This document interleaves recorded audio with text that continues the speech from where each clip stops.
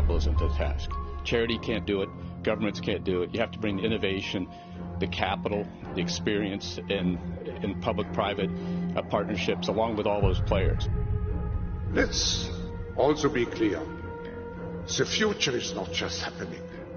The future is built by us, by a powerful community as you here in this room. We have the means to improve the states of the world. It's now becoming increasingly difficult to tell where the private sector ends and the government begins. We're seeing a merger of the two. What is ESG? How does it work? And how will it change our lives? This is a massive campaign that has already metastasized to almost all of the corporate world. With Wall Street at its center, the ESG movement includes the world's largest banks, investment managers, pension funds, and insurance companies, as well as international organizations like the World Economic Forum. The ESG industry has reached a massive $55 trillion in assets and is projected to grow to nearly $100 trillion by 2025. More than 500 of the world's largest corporations in industries like finance, tech, and media have signed pledges to support this movement. Well, behaviors are going to have to change, and this is one thing we're asking companies. You have to force behaviors, and at BlackRock we are forcing behaviors. Will this movement succeed in turning corporations into agents of morality and social change? Are we bending Wall Street to our will, or are we the ones who will be manipulated? If you can control the financial markets, if you can control the access to capital, you can dictate to any industry in the United States the way things are going to be run. They have a terrifying level of control over individual people and what they can do. Will we, as customers and shareholders, be in control of banks and tech companies? Or are we giving them the power to control us? If your truck is being used in these protests, your corporate accounts will be frozen. The insurance on your vehicle will be suspended. The consequences are real, and they will bite. Will governments and corporations decide what we can say? It shouldn't come as any surprise that we're in regular touch with social media platforms, just like we're in regular touch with all of you and your media outlets about areas where we have concern. So we're regularly making sure social media platforms are aware of the latest narratives dangerous to public health. And now, of course, you've had the actual suppression and censorship of stories that the big tech companies, for political reasons, don't like. They don't have a problem with hate speech. They just hate speech. They hate free speech. They don't want people to disagree with them. Will they decide what we buy, how we travel, what we eat? 24% of the emissions are agriculture and meat-related emissions. You know, I fund things like Impossible Foods, Beyond Meat. Can you tell it's artificial meat or not? If you can tell, we're in big trouble. The Netherlands is one of the breadbaskets of Europe, and so what's happening there, cutting back fertilizer use significantly, is going to bankrupt tons of small farmers, concentrate power in large conglomerates, but also radically reduce the amount of food that's created. Have corporations become an enforcement arm of government, doing what the government cannot legally do? Government is able to use those companies to do through the back door what government could not accomplish through the front door under the Constitution, because we have this pesky thing in this country called the First Amendment that says if you're the government, you can't censor speech. Well, you know what? We'll be nicer to these companies if they censor the content that we don't want to see on the internet. The mainstream of American society recognizes that we're dealing with something very dangerous here. They may not understand all the intricacies of how it works, and who's involved, and what the end goal is, but they recognize something's very wrong here. We've been patient, but our patience is wearing thin. ESG was created to bring corporations together and make them part of a global movement to create a better world. But what is it? That depends who you ask. ESG is actually really simple. All you need to think of it is environmental. How do companies treat the planet? Social. How do companies treat people? Governance. How are companies being run? If you're at all interested in climate change, equal pay for men and women, or bribery and corruption at companies, or modern slavery, then ESG investing is for you because it encompasses all of those things.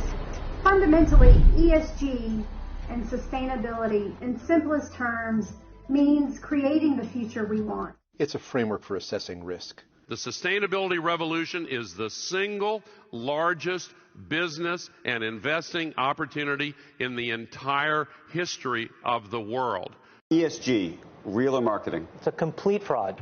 And we had about 448 different ESG-related company engagements with boards and executive management last year. For us, it's much more of a risk mitigation tool. It's a fraud because it's not better for shareholders. It's not better for stockholders. Look, JP Morgan and Goldman Sachs both announced they're not going to do lending in the Arctic for drilling. I mean, how is that better for the shareholders of Goldman Sachs and JP Morgan? The ESG industry has tripled in size over the past 8 years, growing from $19 trillion in assets in 2014 to $55 trillion today. By 2025, ESG investments are projected to grow to more than half of all global assets under management. Who are the players in this system? ESG activists include the world's largest asset managers, who together control more than $20 trillion in investments. It includes America's largest public pension funds. It includes the world's largest banks. It includes global clubs of CEOs and political leaders, like the World Economic Forum. And it includes a host of other activists' finance clubs, such as Climate Action 100+, the Glasgow Financial Alliance for Net Zero, and the Net Zero Asset Management Initiative. Companies who join these clubs sign pledges to use their corporate power to reduce fossil fuel production in favor of things like wind and solar energy and electric cars. It means a large group of asset managers have taken these factors into account when deciding how to invest their money, but not just how to invest their money, but when they invest their money in companies, what principles they have to use as a shareholder to advocate for policies in corporate America's boardrooms. It means that a company like Apple has to vote on whether or not it's going to adopt a racial equity audit proposal at its company. As it did earlier this year, it passed with majority shareholder support, including the support of BlackRock. So As You Sow is a nonprofit, and we engage companies. We engage companies on issues including climate change, racial justice, ocean plastics, antibiotics in meat, pesticides, all kinds of different issues. And what we do is we sit down with companies, we bring them a lot of research, and we try to help them identify material risk and help them to address it. And most of the time, they say, thank you, you guys are like McKinsey for free, and they go off to reduce risk. Sometimes the companies don't want to make any changes, so we escalate by filing what are called shareholder resolutions. So in 2022, we had 196 engagements. And of those, about half of the companies said, thank you, let's go get to work. 99 did not, and so we filed 99 resolutions. Of those, about half, once we filed it, said, we really don't want all our shareholders to be thinking and talking about this. Let's go get to work. So we had about 50 resolutions that were voted on.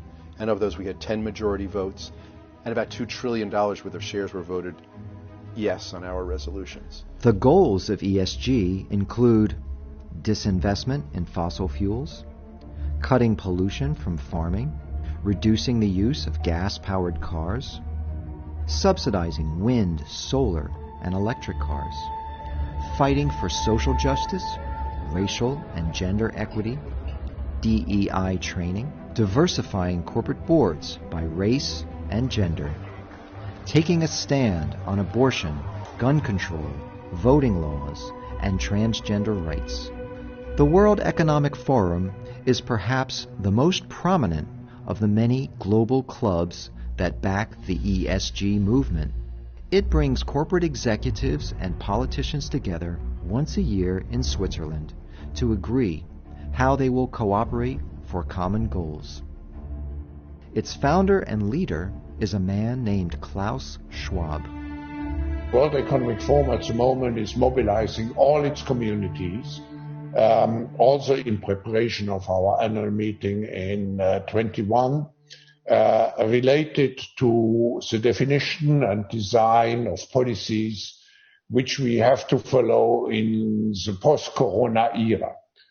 We all know we need to make the world more resilient, more inclusive, and more sustainable. So the stakeholder concept, and particularly the ESGs, are a very important part of getting business involved.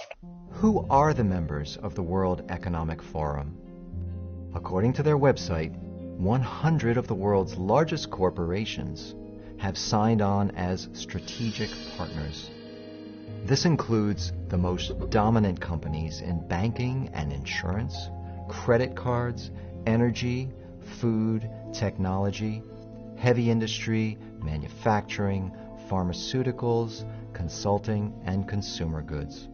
Other strategic partners include George Soros's Open Society Foundations and the Bill and Melinda Gates Foundation, all working together to promote ESG.